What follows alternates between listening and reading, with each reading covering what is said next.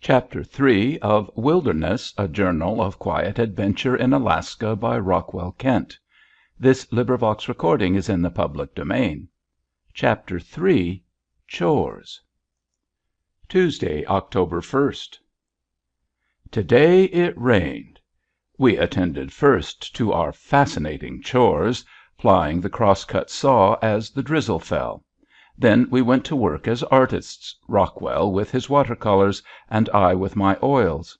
Rockwell has a number of good drawings of the country here and of the things that have thrilled him. Pop! The cork of my jug of new-made yeast has just struck the ceiling. That brew has been a part of this day's work. Hops, potatoes, flour, sugar, raisins, and yeast, stewed and strained and bottled. Today, also, was completed and served the first Fox Island Corn Soufflé. Take 2 cups of samp (whole hominy) and stew for an indefinite time in salted water. It should cook at least 3 or 4 hours. It should boil almost dry. Make of the remainder of the water and some milk 2 cups of cream sauce, dissolving in it some cheese. Mix with the corn and pour into a baking dish. Spread cheese over the top and put into oven to brown.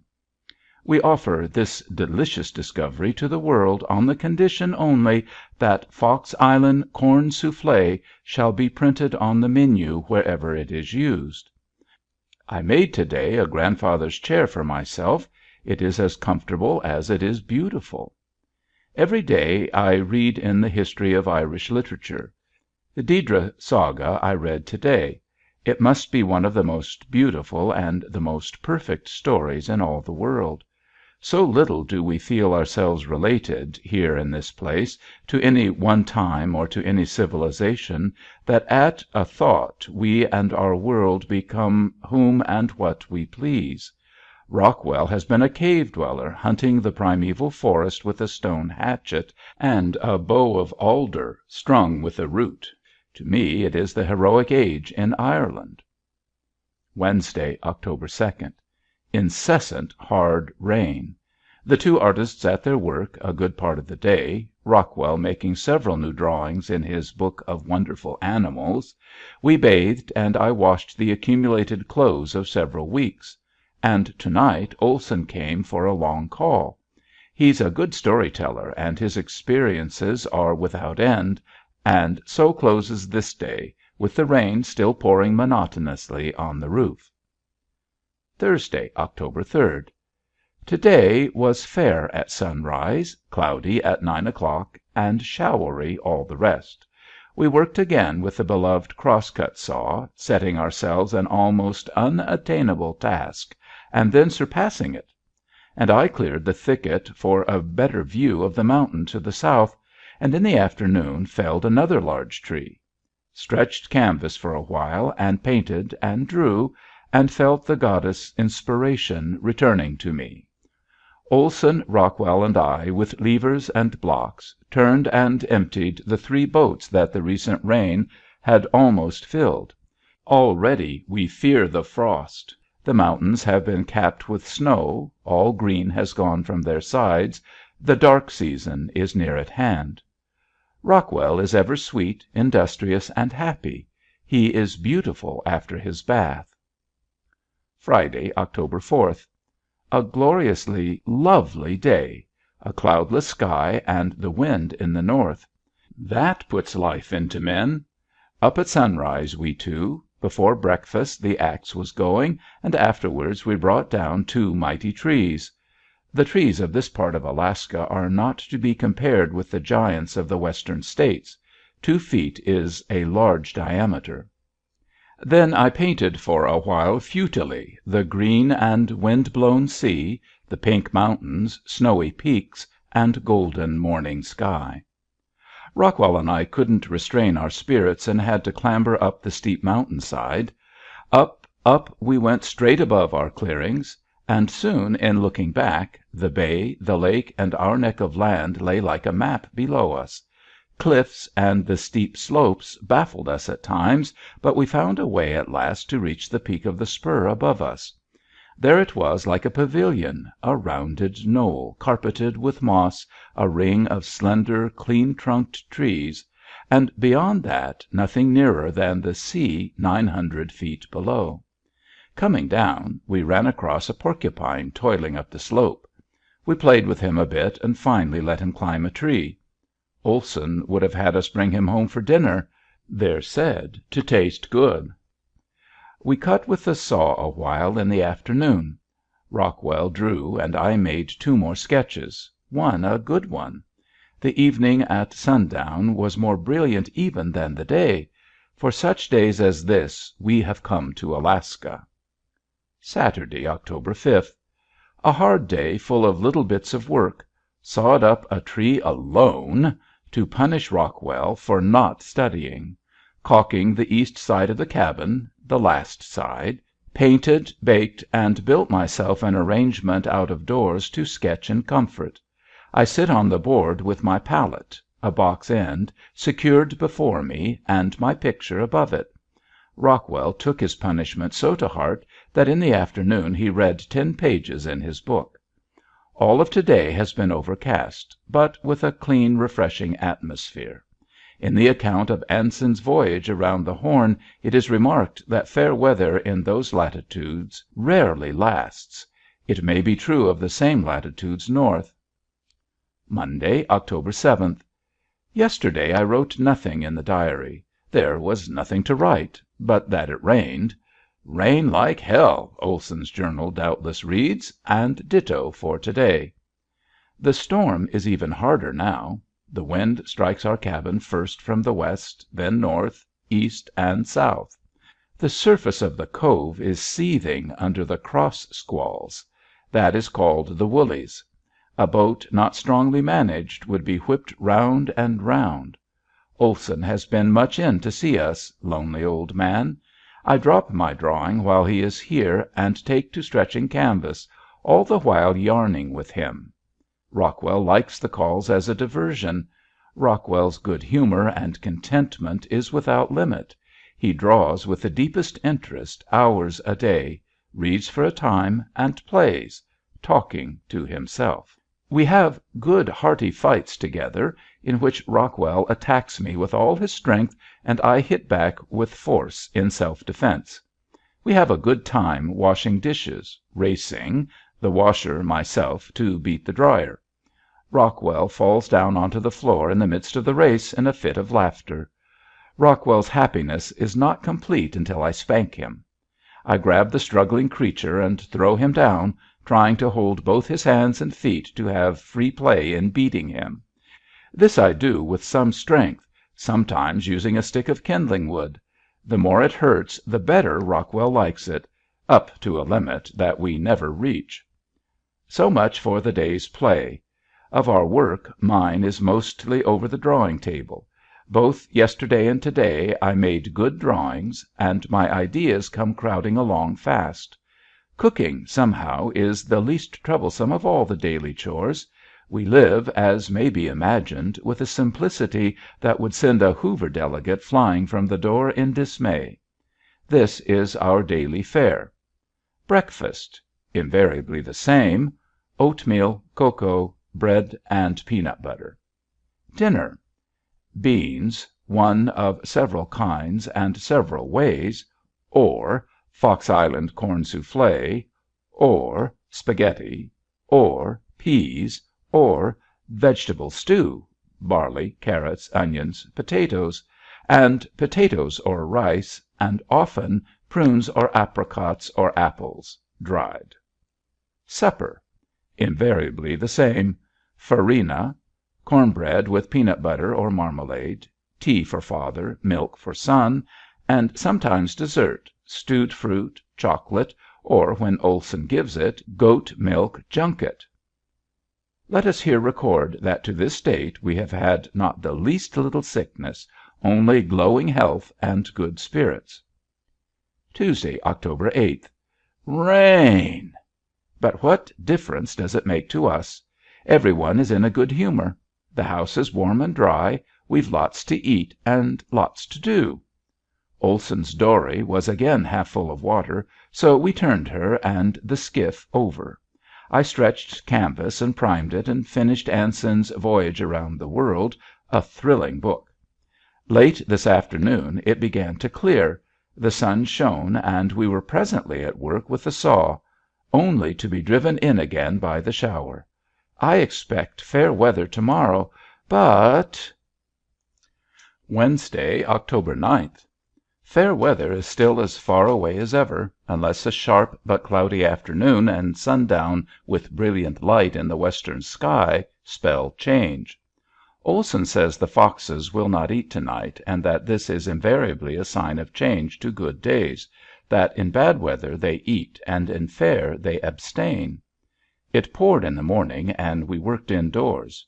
After dinner we all moved a lumber pile that stood on the shore abreast of our cabin to a place nearer Olson's, this only to better our view of the water. We sawed wood for a while and piled all that we have so far cut ready for winter use. There are in all 50 sections of short stove wood. That is a month and a half's supply. I painted towards evening and made 2 good sketches. The nights have grown colder. For the past 2 days the mountains across from us, the nearest ones, have been covered with snow downwards to half their height. The farther ranges have for weeks been white. They're beautiful and invite one to go climbing and sliding over their smooth white snowfields. Close to, one would find impassable crags and crevasses, a howling wind and bitter cold. Rockwell today finished his 2nd book, The Cave Dwellers. Midnight bulletin. The stars are out, brilliant in a cloudless sky. Thursday, October 10th. It's raining. All day has been overcast, but sharp and clear. It was for us all a day of hard work. We cleared up the woods between Olson's cabin and ours, carrying one large pile of brush from our dooryard to the beach and burning another huge one. That was a wild sight as night came. It had become a great fire of logs burning steadily and lighting up all the woods around. It is still burning in the pouring rain. We sawed a little, always more than keeping pace with our consumption of wood. Rockwell worked almost the whole day and went to bed tired. I read to him an hour. He loves to hear poetry.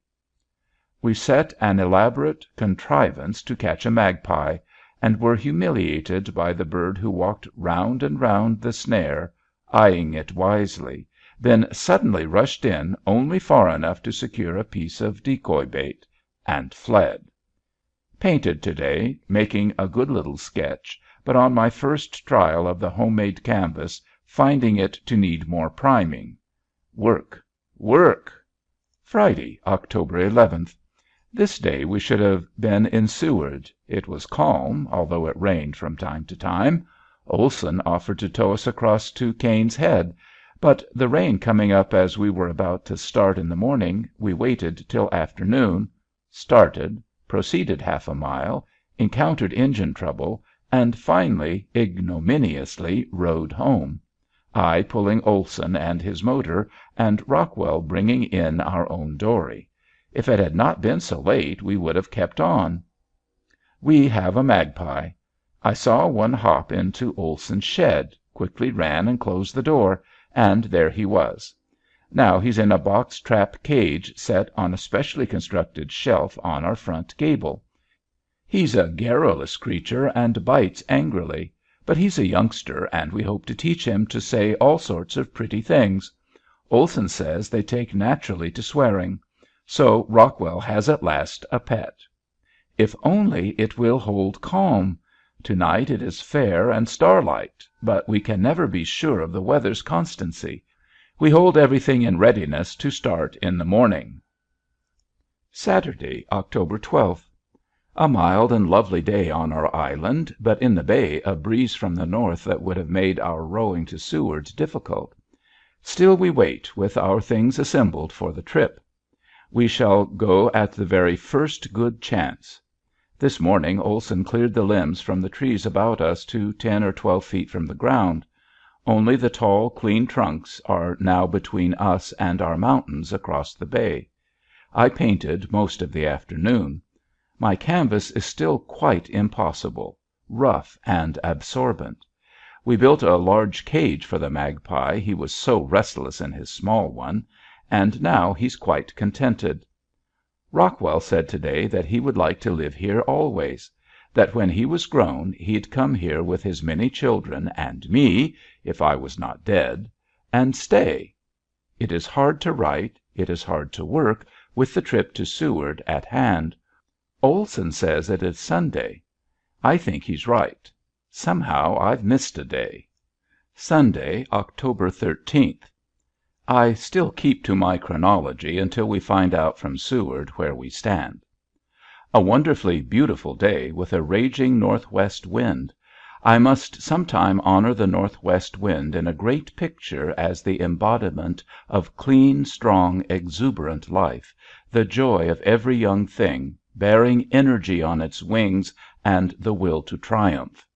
How I remember at Monaghan on such a day, when it seemed that every living thing must emerge from its house or its hole or its nest to breathe the clean air and exult in it; when men could stand on the hilltops and look far over the green sea and the distant land and delight in the infinite detail of the view, discerning distant ships at sea and remote blue islands, and over the land sparkling cities and such enchanting forests and pastures that the spirit leaped the intervening miles and with a new delight claimed the whole earth to the farthest mountains and beyond. On such a day there crept from his hole an artist, and shading his squinting eyes with his hand, saluted the day with a groan. "How can one paint," he said, "such sharpness? Here is no mystery, no beauty." And he crept back, this fog lover, to await for earth's sick spell to return. This morning the magpie sang, or recited poetry. He made strange, glad noises in his throat, and that in a cage. We worked, the rest of us, like mad. At 5:30 Olson, resting at last, said, "Well, you've done a great day's work." And after that I painted a sketch, cut and trimmed 3 small spruce trees, and then, it being dark, prepared supper. But when do we go to Seward? My bag is packed. Olson begins each day by testing his motor. The wind must moderate in time. We see it pass our cove, driving the water as in a mill race. To day it swept the cove itself. Rockwell went for a walk in the woods. He has a delightful time on his rambles, discovering goat's wool on the bushes, following the paths of the porcupines to their holes, and to day finding the porcupine himself. He always returns with some marvelous discovery or new enthusiasm over his explorations. He has been practicing writing to day. He says that if he could only write he would put down the wonderful stories of his dreams. These stories would run into volumes. Tuesday, October 15th. Yesterday we left the island. The day was calm, though cloudy, and at times it rained. Olson towed us to Canehead. From there we made good time, Rockwell rowing like a seasoned oarsman, as indeed he has now a right to be called. We stopped at the camp where we had in August left our broken down engine, and brought that away with us, as well as some turnips and half a dozen heads of beautiful lettuce grown on that spot. By night it was raining hard and blowing from the southeast. We spent the evening at the postmaster's house playing, I on the flute to Miss Postmaster's accompaniment. It went splendidly, and until midnight we played Beethoven, Bach, Haydn, Gluck, Tchaikovsky, till it seemed like old times at home. Then Rockwell, with his eyes shut in sleep, consumed a piece of apricot pie and a glass of milk, and we came home, bringing along 2 glasses of wild currant preserve. I read my letters over and then went to bed. But the storm raged by that time, and I couldn't sleep for worry about my boat. At last I rose and dressed and went down to the shore. The dory was safely stranded, but too low down. So with great toil I worked her higher up the beach beyond high water. To day it has rained incessantly. I have bought a few odd supplies and registered for the draft. Above all, to day the engine has resumed its running and will return to Fox Island under power. I know nothing about an engine, but I have 8 miles to learn in before the only hazardous part of the voyage begins. To night Rockwell and I spent the evening at the house of a young man whom we've found congenial, and who above all is a friend of a young German mechanic for whom I've a liking. So the 4 of us sang the evening through, seated before a great open fire. The house is of logs and stands out of the town on the border of the wilderness.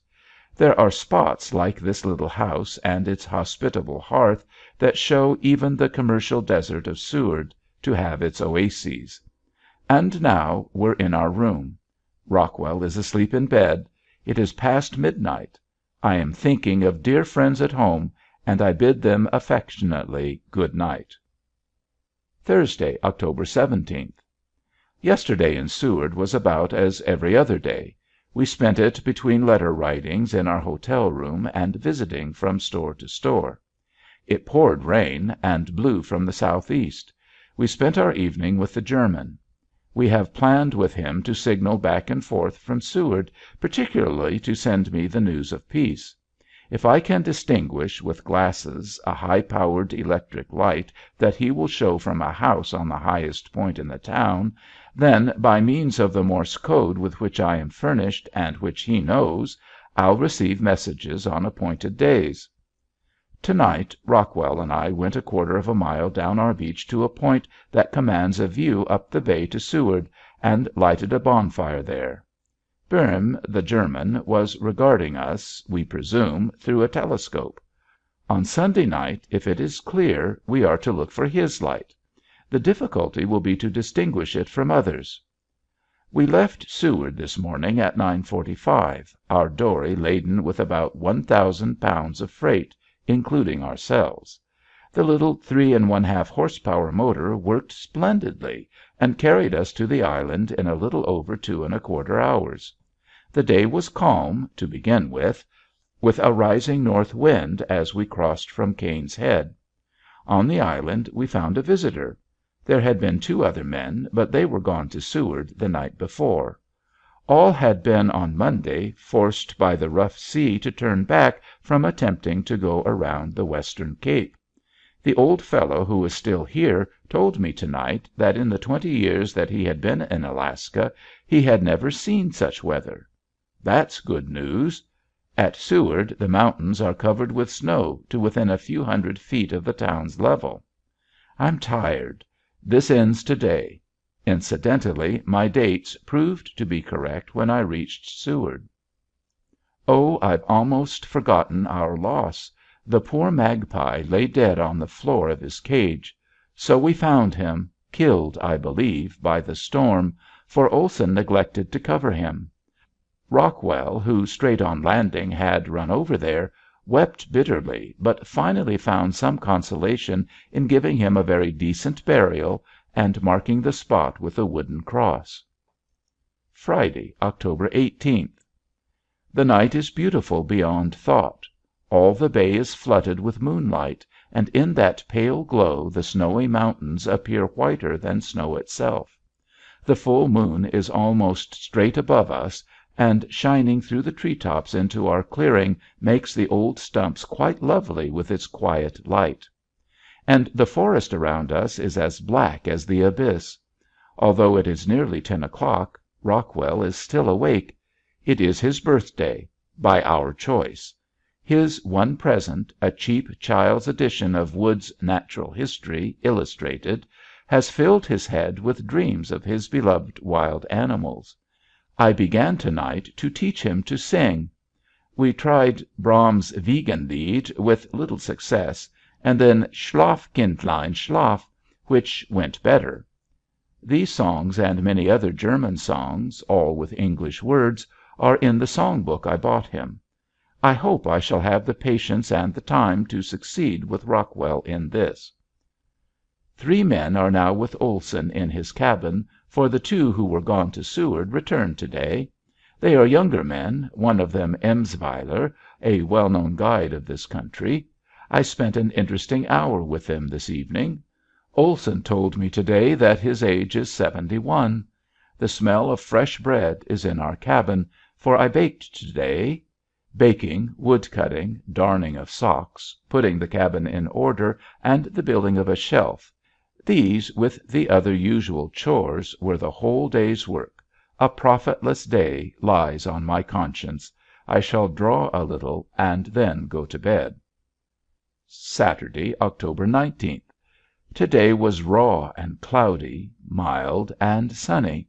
In the morning windy, in the afternoon dead calm, so that the hills were reflected in the bay. The men have left, I am glad to say, not that they were in themselves at all objectionable, but it somehow did violence to the quiet of this place to have others about. Emsweiler slaughtered one of the goats for Olson, so there's now one less of us here.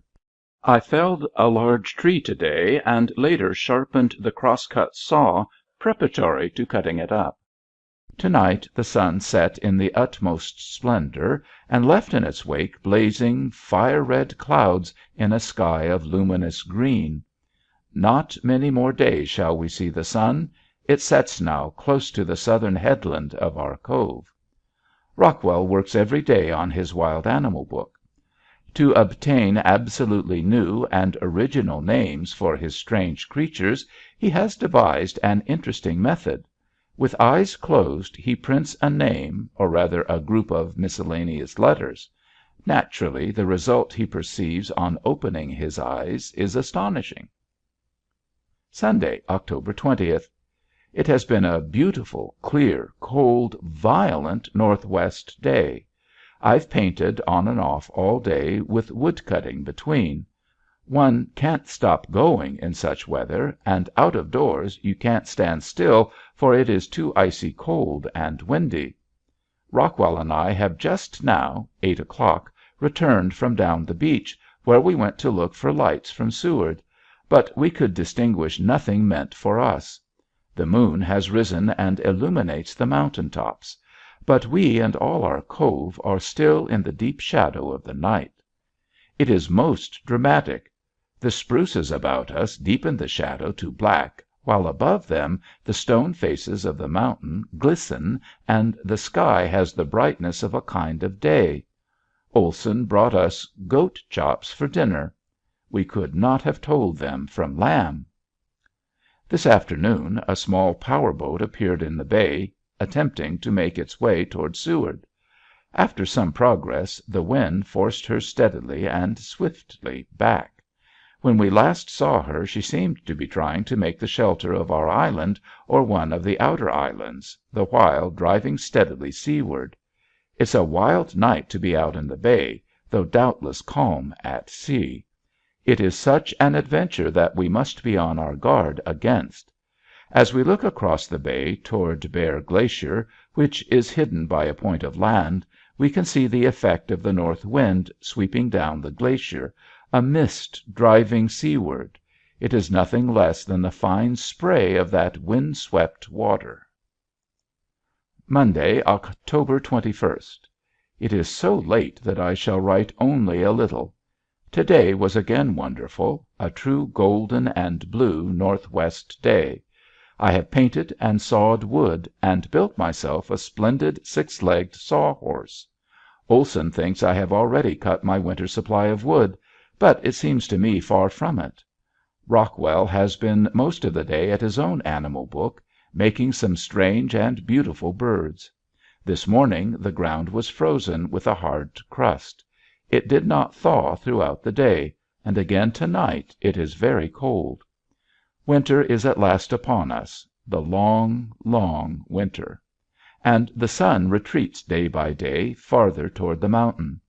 I look to the sun's going with a kind of dread.